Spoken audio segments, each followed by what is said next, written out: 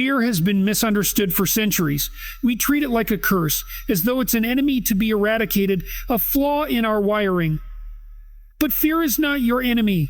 Fear is a signal, a compass that points directly toward the place where your growth resides.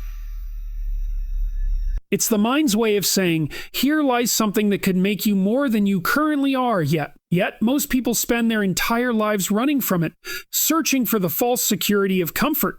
Comfort feels safe, predictable, and stable. It whispers promises of peace, but delivers stagnation. Comfort doesn't challenge you, it doesn't demand effort, and it never requires courage. It lets you remain the same, and that's precisely the problem. Because life, in its most fundamental form, is not designed for stillness. It's designed for transformation. The moment you stop stretching yourself, you stop living in any meaningful way. The real tragedy is that comfort disguises itself as happiness. You sit on the couch scrolling endlessly, convincing yourself that relaxation equals peace. But deep down, you feel the quiet ache of unused potential. You sense that you're meant for more, that you're built to climb, to create, to contribute. And that tension inside you isn't a sign of failure. It's a sign that your soul is suffocating in comfort. Fear, on the other hand, is brutally honest. It confronts you with what you don't yet control. It reveals your limitations, your insecurities, your weakness. That's uncomfortable. Of course it is, but it's also your invitation to transcend them. The more you lean toward fear, the more you discover who you truly are. Growth is never comfortable because it demands that something old in you must die for something new to be born. Avoidance is the silent architect of regret. Each time you turn away from fear, you don't escape it. You strengthen it. You teach your brain that retreat equals safety. And over time, that lesson seeps into every decision you make.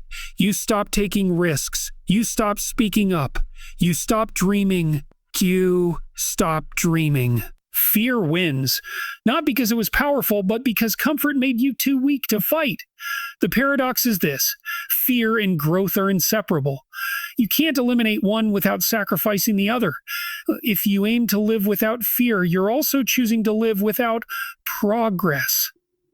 Every meaningful achievement, every act of courage, every breakthrough, every step toward greatness was born out of someone's decision to face what terrified them. The only difference between the person you admire and the person you are now is the number of fears they've confronted. True meaning, the kind that makes life worth living, exists on the edge between chaos and order, between what you know and what you're still afraid to explore.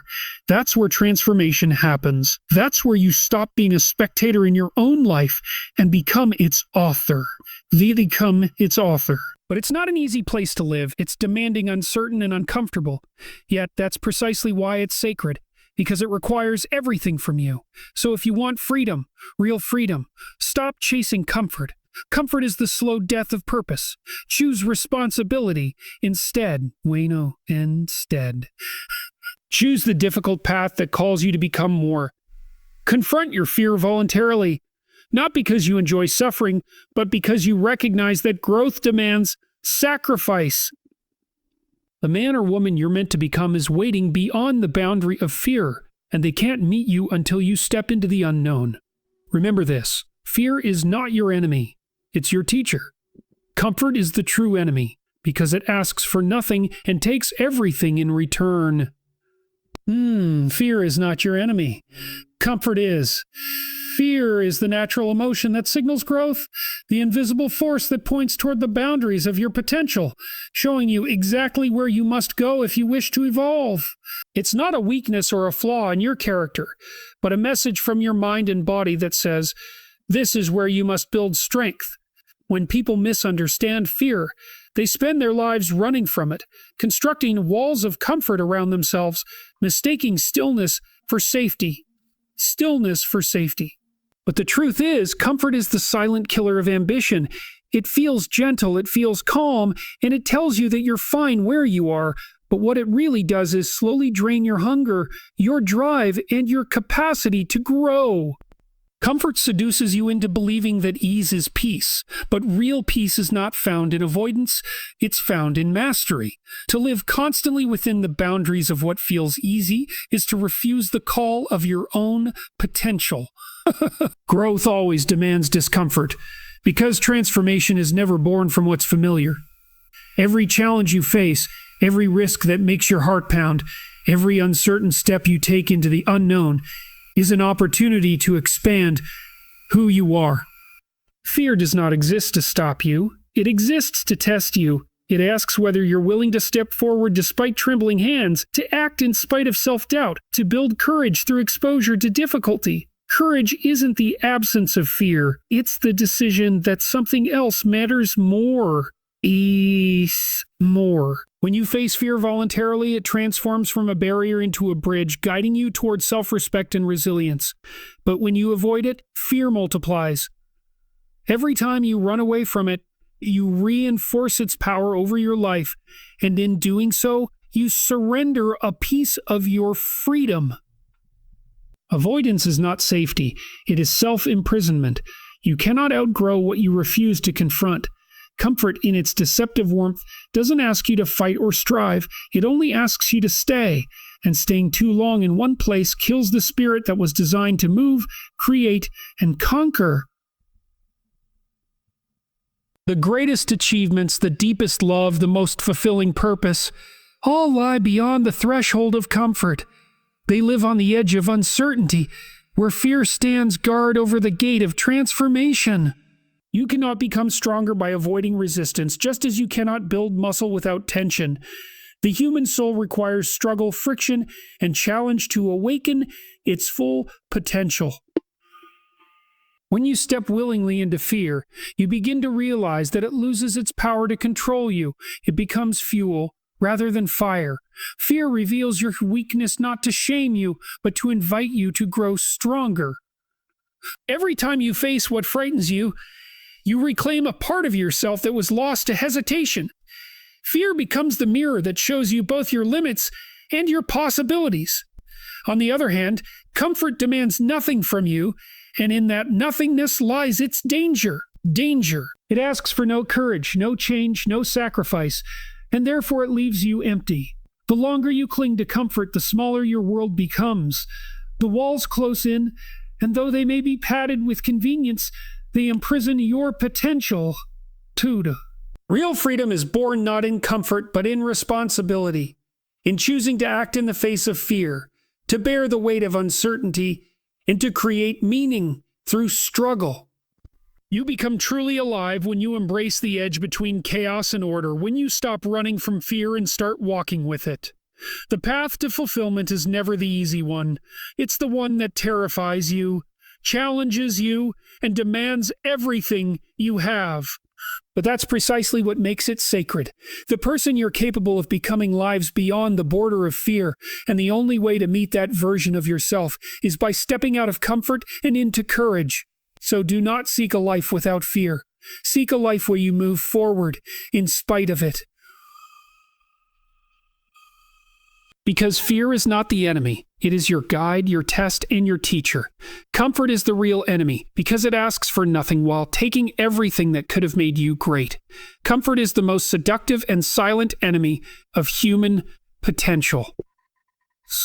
It whispers in your ear that you deserve rest, that you've done enough, that there's no need to push any further.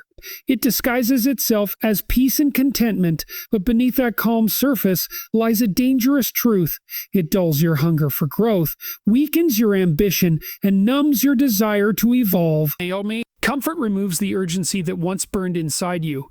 It makes you forget the pain of staying stagnant and convinces you that avoidance is safety. When you choose comfort over challenge, you are not protecting yourself. You are quietly building the walls of your own limitation. Aronati, comfort is not neutral. It actively resists progress. It softens your discipline, clouds your purpose, and gently convinces you to settle for mediocrity. The tragedy is that most people don't even realize they are trapped because comfort feels good in the moment. It gives a false sense of control, a temporary relief from the anxiety that comes with risk and uncertainty. But in that relief, you slowly lose the part of yourself that strives for more. You stop dreaming, you stop taking chances, and without realizing it, you begin to decay in spirit. Every great achievement in history has come from the refusal to remain comfortable. No one ever discovered their strength by staying within familiar territory. Growth, by its nature, requires tension, emotional, mental, and even physical. It demands that you leave behind what's safe and step into what's uncertain. Comfort, on the other hand, demands nothing from you and, in return, offers you nothing of lasting value. It makes your days predictable, your actions repetitive, and your mind dull. It kills creativity because creativity is born from friction, the need to solve, adapt, and overcome. When you live in comfort too long, you begin to confuse ease with happiness, when in reality, ease is just avoidance wearing a mask of peace. The deeper danger of comfort is that it feels moral, as if you're taking care of yourself by staying in it. Society often praises relaxation and balance, but what is rarely said is that too much comfort is not balance. It's paralysis.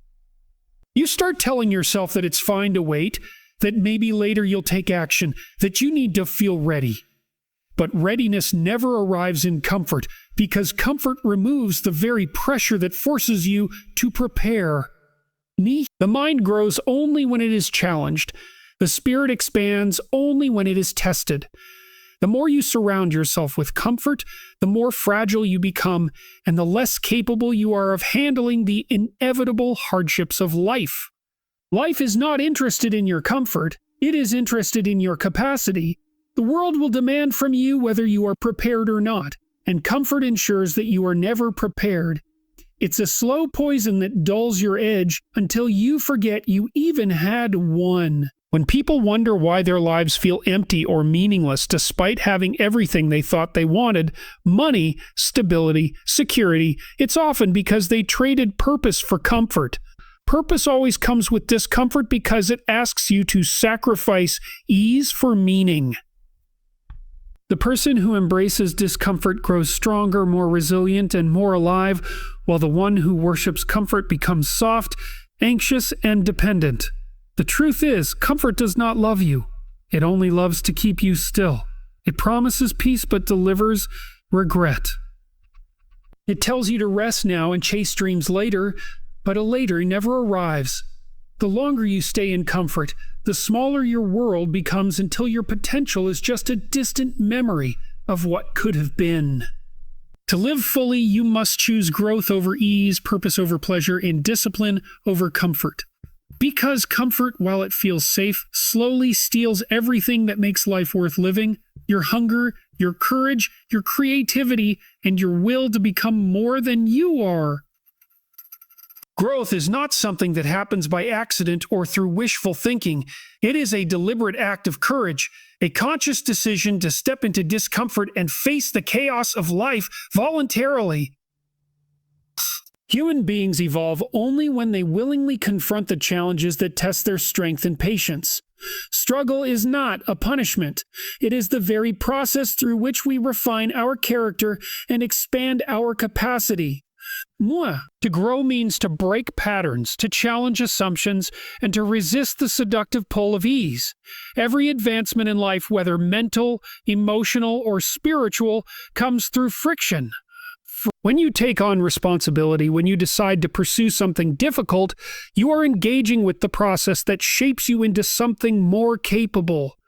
Voluntary struggle is what separates a person who matures from one who merely ages.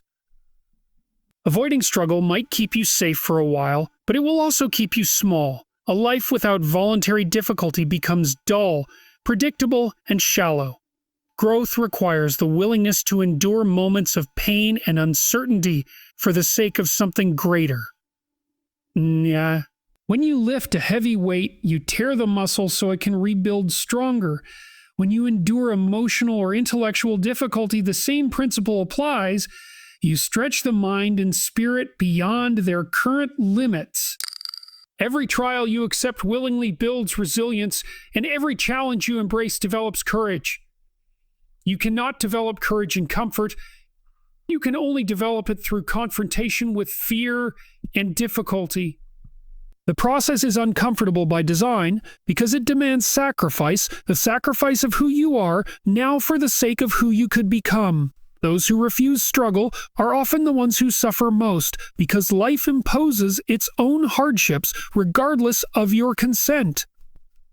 The difference is that those who choose their struggle grow through it, while those who avoid it are crushed by it. To grow voluntarily means to take ownership of your transformation, to stop blaming circumstances, and to meet life's challenges head-on before they become crises. Before they become crises. It is the act of saying, I will not wait for life to force me to change. I will initiate my own evolution. That decision is what builds dignity and self-respect. When you face hardship voluntarily, you are no longer a victim of life. You become an active participant in it. And growth through voluntary struggle also brings meaning, because meaning is not found in pleasure but in purpose. The person who chooses to endure difficulty for something meaningful finds a sense of fulfillment that comfort can never provide. Each obstacle becomes a teacher, each failure becomes data, and each setback becomes preparation for greater things. This is not to glorify suffering, but to recognize that the path to strength always passes through it. When you voluntarily step into discomfort, you learn that you are far more capable than you ever believed. You begin to respect yourself not because someone told you to, but because you have seen what you can endure and still keep moving forward.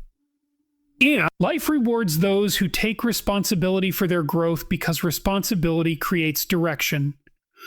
The more weight you carry willingly, the more meaning your life acquires. And meaning is what makes the struggle worthwhile. So growth requires that you face the unknown, that you abandon the illusion of safety, and that you trade temporary comfort for long-term strength. It's in the act of choosing struggle before it chooses you that you discover your true power. The person who understands this does not seek an easy life, but a meaningful one, knowing that comfort breeds weakness and that voluntary struggle is the forge of greatness. Avoidance is one of the most deceptive forms of self-destruction because it disguises itself as protection. When people avoid what they fear, they convince themselves that they are staying safe, that they are making the rational choice to preserve peace and stability. But in truth, every act of avoidance strengthens the power of fear over the mind. The more you run from something, the larger it grows in your imagination. Fear feeds on avoidance. It expands in the shadows where courage refuses to go. Each time you decide not to face what makes you uncomfortable, you're teaching yourself that you are incapable of dealing with it. That message seeps deep into the subconscious, shaping the way you see yourself and the world around you. You begin to believe that you're fragile, that you must be protected, that the world is too overwhelming to handle. Avoidance becomes a habit, a pattern of retreat that quietly robs you of strength. What started as a momentary decision to postpone discomfort turns into a lifestyle built on hesitation. You start designing your days around minimizing confrontation, not realizing that with each small surrender, you're giving away another piece of your confidence. Avoidance might give you short-term relief, but it takes away long-term freedoms. It is like breathing shallowly. You survive, but you never feel alive. The mind interprets avoidance as a signal that the avoided thing is dangerous. This creates a feedback loop of fear and withdrawal. If, for example, you avoid speaking up because you're afraid of judgment, your silence reinforces the belief that judgment is unbearable. Over time, you become even more fearful of expressing yourself, and the circle tightens. Avoidance trains you to shrink, not to survive. It keeps you small and dependent, always seeking the illusion of safety rather than the reality of strength. The danger is that the more you avoid, the more powerless you feel, and the more powerless you feel, the more you avoid. It's a psychological trap with no exit except through confrontation. What breaks this pattern is the realization that avoidance doesn't protect you from pain, it guarantees it. The pain of growth is temporary, but the pain of regret lasts a lifetime. The person who avoids responsibility, challenge, or fear doesn't eliminate suffering. They simply trade it for a different kind, one that eats at their potential from the inside out. Every time you choose avoidance, you lose an opportunity to build resilience. Life will still bring challenges, whether you face them or not, and avoidance ensures that when those challenges arrive, you'll be unprepared to meet them. When you confront what you fear, however small the step, you begin to reclaim control. Each act of courage rewires your mind to see yourself as capable rather than helpless. Fear loses its grip when it is met with action. What once seemed overwhelming begins to shrink under the light of attention. You start to see that fear is not an external monster, but an internal reaction, a product of your imagination and uncertainty. Facing fear doesn't mean eliminating it. It means refusing to let it dictate your choices. Avoidance strengthens the voice of fear, while action silences it. Growth happens when you act despite the presence of fear, not when you wait for it to disappear. People often believe they must feel brave before taking action, but courage isn't a feeling, it's a choice. And that choice only exists in moments of discomfort. The more you practice this, the more capable you become, because your nervous system learns that you can endure fear and survive. This is how self-trust is built, not by thinking about bravery, but by doing the thing you fear repeatedly until fear itself loses authority. Avoidance promises comfort, but in the end it delivers emptiness. It's the slow erosion of potential disguised as self-care. You cannot escape what you refuse to confront. You can only delay it. Every unspoken truth, every avoided risk, every unfulfilled goal lingers in the background, quietly waiting for the day you decide to grow. Avoidance may keep your life predictable, but it also keeps it meaningless. To truly live, you must be willing to walk into the storm, not because you enjoy chaos, but because you understand that clarity, confidence, and freedom exist only on the other side of fear. Avoidance is the art of living small. Confrontation is the art of becoming whole. The world does not reward those who run. It rewards those who face what they fear and move forward anyway. Growth demands that you stop retreating from the unknown and start walking toward it, step by step, breath by breath, until the fear that once controlled you becomes the proof of your strength. The paradox of fear lies in the truth that the very things which make you afraid are often the gateways to your greatest transformation. Fear is not a sign that you should stop. It's an invitation that you should move forward with awareness. It reveals what matters most to you, what you value deeply, and what you are capable of becoming if you refuse to let it control you. Fear exposes your vulnerability, but within that vulnerability lies the raw material of growth. It is a mirror that shows you both your potential and your limitations. When you run from fear, you are not escaping it, you are escaping yourself. You are running from the parts of your character that need to be strengthened. The paradox is that the more you try to avoid fear, the stronger its grip becomes. The less you face it, the more power you give it to shape your destiny. Yet when you turn toward it, even trembling, something shifts within you. You realize that fear does not kill you. It refines you. It sharpens your perception, clarifies your priorities, and awakens a deeper kind of courage that only appears in moments of uncertainty. Growth never comes from staying safe. It comes from walking toward what terrifies you, because fear points directly toward the edge of your capability. It's a strange reality that fear and potential are inseparable companions. Every great achievement, every act of courage, every moment of deep transformation is born from a confrontation with fear. The person who learns to face fear willingly begins to understand that fear is not the enemy, it is information. It tells you that you are stepping beyond the boundaries of your current self, that you are about to encounter a version of life that demands more from you. This is why the path of growth is always uncomfortable. You are being stretched beyond your old identity. Fear signals that change is near. Most people misinterpret that signal and retreat into comfort, believing fear means danger. But fear does not always mean you are in danger. It often means you are on the verge of discovery. The most meaningful experiences in life, love, creativity, success, purpose, all carry fear as their shadow because they all demand vulnerability and risk. The paradox is that you cannot have one without the other. If you remove fear, you remove the possibility of depth. Without fear, love becomes shallow, success becomes mechanical, and life becomes dull. Fear gives meaning to courage because it creates the contrast that allows bravery to exist. Facing fear transforms it into energy. When you step toward what you dread, the nervousness that once paralyzed you becomes momentum.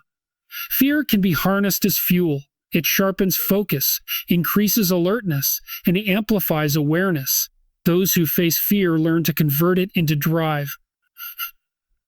The heart beats faster not to warn you to run, but to prepare you to act. Evolution built fear into us as a survival mechanism, but consciousness allows us to use it for something higher than mere survival. It becomes the force that pushes you to write the book, speak the truth, take the risk, or rebuild your life after failure. The paradox of fear is that the more you embrace it, the less it controls you. It ceases to be an obstacle and becomes a guide. It stops being the wall and becomes the doorway. Every breakthrough in life starts with a step that feels terrifying at first. You cannot think your way out of fear. You can only move through it. Each time you do, you expand your limits and teach yourself that you are stronger than your anxiety wants you to believe. What makes fear so essential is that it carries the potential for transformation hidden within discomfort. Fear is the signal that you are alive, that you still care enough to be nervous, that something inside you recognizes the importance of the moment. The absence of fear often means the absence of growth.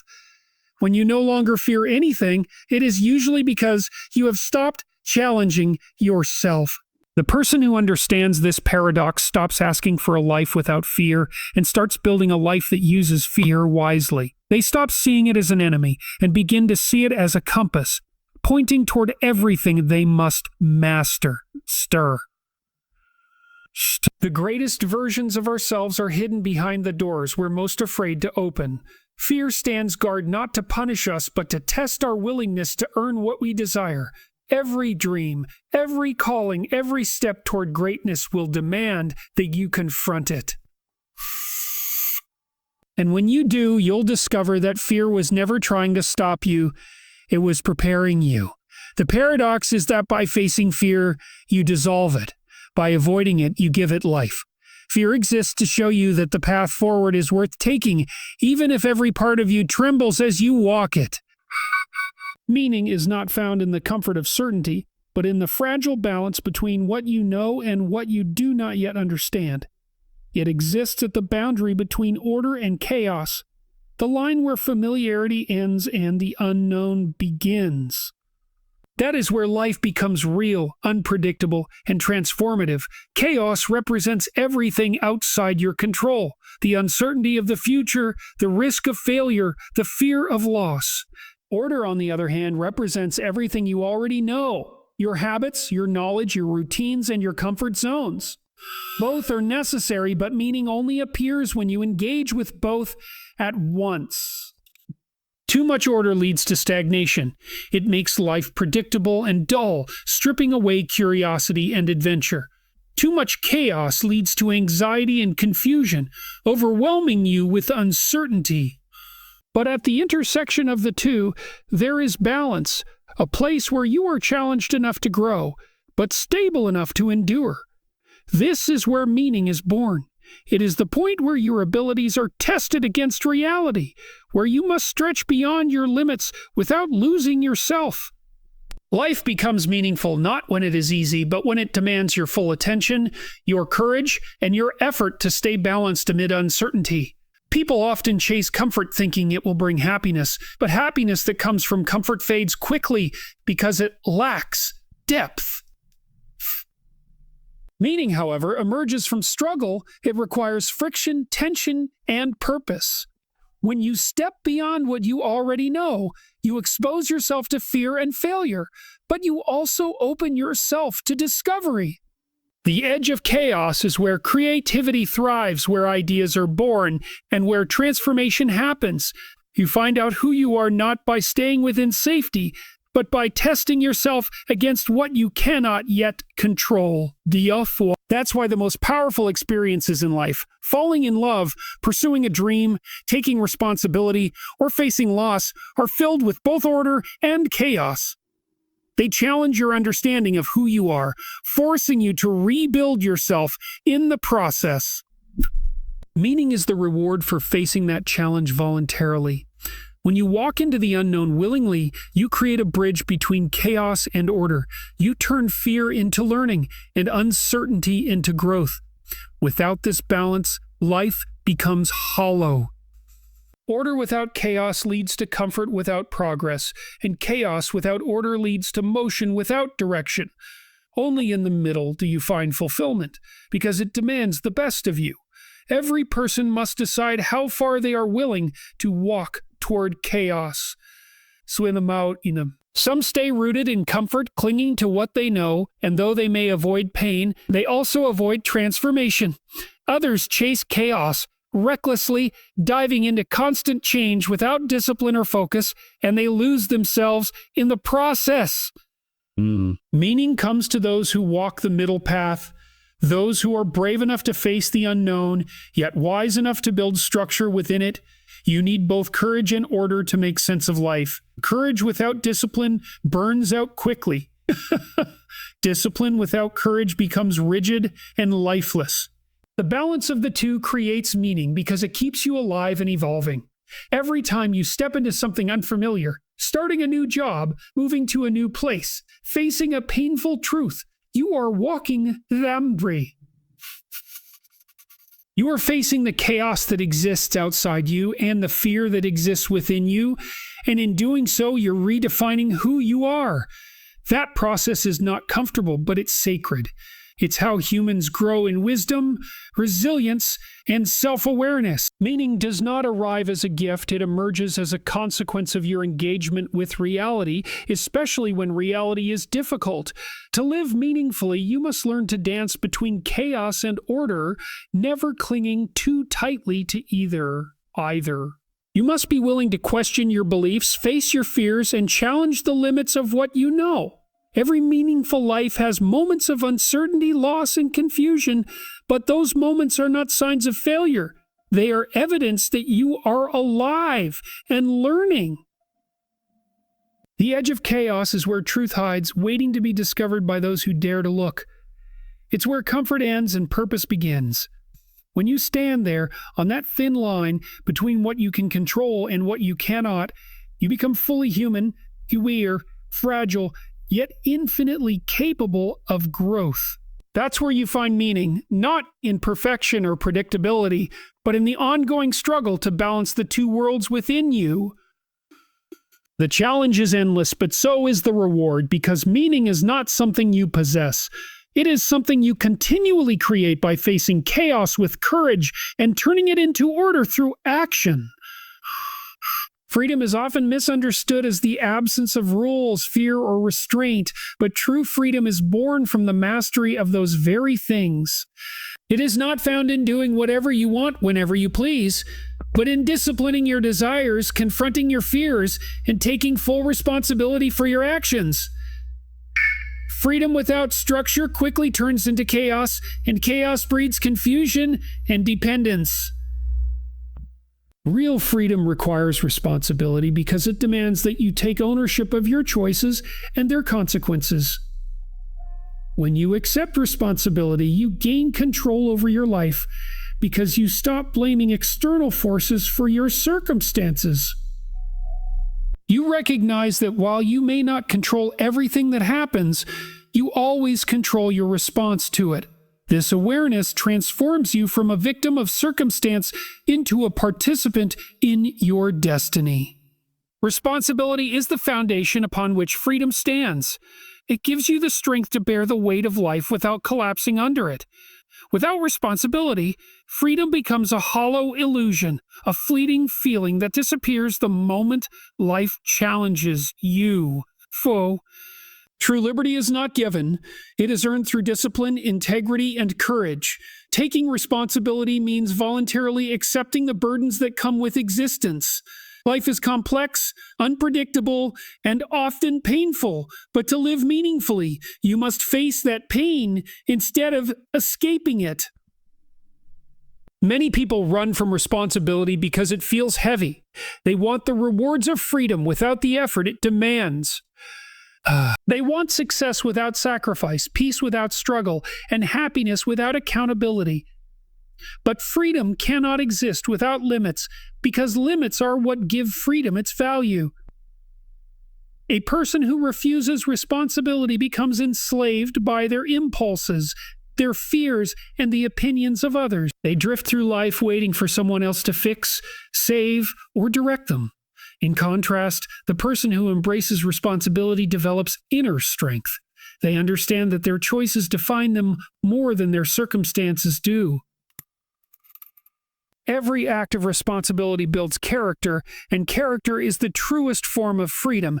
It means you can trust yourself to act rightly even when no one is watching. Responsibility teaches you how to bear weight without resentment, to move forward even when life feels unfair, and to find meaning in the struggle itself. Freedom through responsibility also demands self-discipline. Discipline is not punishment. It is the structure that keeps you aligned with your values and goals. It gives shape to your potential and transforms it into something real. Without discipline, potential remains an idea, a dream that never manifests. Discipline turns freedom from chaos into creation. It allows you to use your time and energy purposefully rather than wasting them on distractions. Many people think freedom means no one can tell them what to do, but the highest form of freedom is when you have trained yourself so well that you can command your own behavior. The disciplined person is not bound by rules, they are guided by principles. They don't need someone to force them to act. They choose to act because they understand the consequences of inaction. Freedom without discipline leads to self-destruction, while discipline without freedom leads to rigidity. The balance of the two is where true independence is found. When you take responsibility for your actions and shape your behavior through discipline, you become unshakable because your life is no longer governed by chance or emotion, but by conscious choice. The ultimate paradox of freedom is that it is achieved not by escaping responsibility, but by embracing it fully. You gain freedom by bearing the heaviest load you can carry, your duties, your fears, your aspirations, and walking forward anyway.